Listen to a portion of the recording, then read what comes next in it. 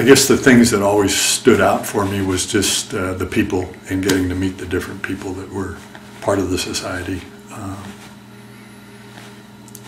You know some of the people in your local community, but the environment there is almost more competitive with each other to some extent, and so when you get into the society and get outside and meet people from other communities where there's less of that environment of competitiveness or whatever it is, and maybe that was just more me than how other people feel, but I got to be a lot closer relationship with the different people, and of course you have the profession in common, but yeah, I enjoyed the people.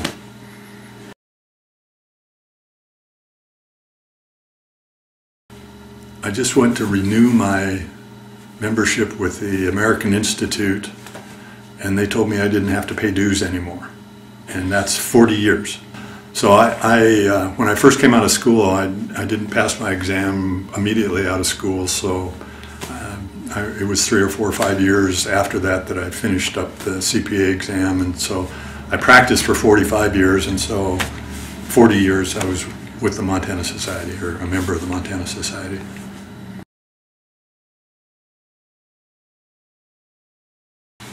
Because one of the young kids that I went to high school with, who I thought was really a cool guy, and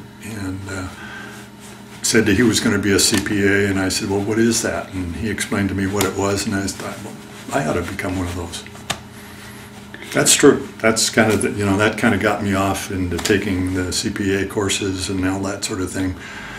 One other thing that was kind of unique, I can remember in high school taking one of those tests where you're supposed to fill out, you know, and then they're going to tell you what you should be. And I can remember it was multi-paged, and every time I answered a question, it was always my picture was that I would be a forest ranger, you know, so they'd say, do you want to work inside or outside? And I, of course, would put outside, you know, do you want to do this, that, and everything I thought was focused towards this being a forest ranger or something like that. And when I got the results back, they said, you should be involved in the clerical area. So.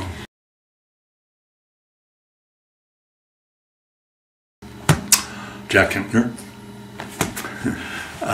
But anyway, I was taking theory, and for whatever reason, theory was one of those things I liked. And, you know, and he used to come in and kind of do it like the what was the television program that had the professor who would come in, the law school professor would come in and ask the people the questions and was real tough on them.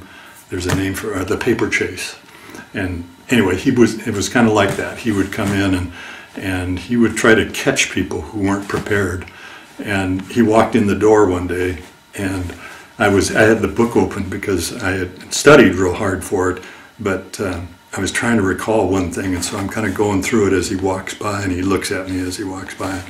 So he asked his first question, and he said, Tim, and so I answered the question. And he asked his second question, and he said, Tim, and I answered that one. And he asked his third question, but he asked somebody else. Then he asked his fourth question, he said, Tim, and I was able to answer that. He almost never asked me a question the rest of the you know, that quarter going forward, because he found out I was prepared at that point in time. But he was looking for me. I mean, you know, and he did do that. I mean, he definitely would challenge people and try to catch you if you weren't real prepared for the class. I mean, again, he was a very challenging and very bright guy, and pushed a lot of people to, I think, to do well in accounting.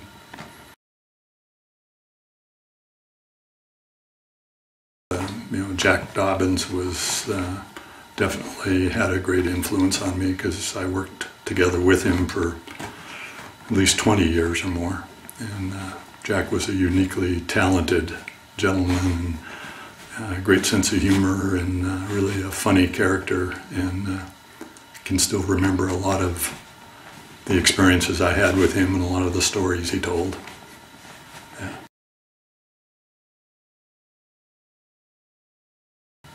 I love to take information and and analyze it and look at it and put it into columns and add it this way and that way and make graphs and do all that sort of thing and have it tell me a story which then I can pass on and tell to somebody else. And obviously this is the profession where you get to do that.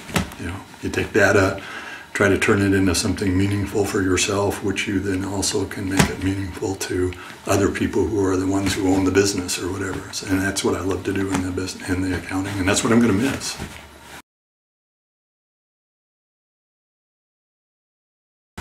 Because I believe that the education that you get in accounting, no matter what you want to do in business, is a positive influence for you.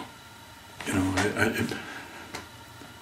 I think if you want to become a marketer and marketing is where you want to go in business, I wouldn't study marketing. I'd still study primarily accounting and then go into marketing. If I wanted to do banking or finance, exactly the same thing. I think the one universal skill that you need in business is to understand accounting and be able to make, you know, it's the language of business. Accounting is, and you need to know that language, and when you're going through college, there's no better time to learn that language than at that point in time. So we need the society. It's very important to us and very positive influence for us, and we need to contribute ourselves to it and give of ourselves and our time in order to further our profession and do a better job ultimately for who we have to do the job for, which is the clients.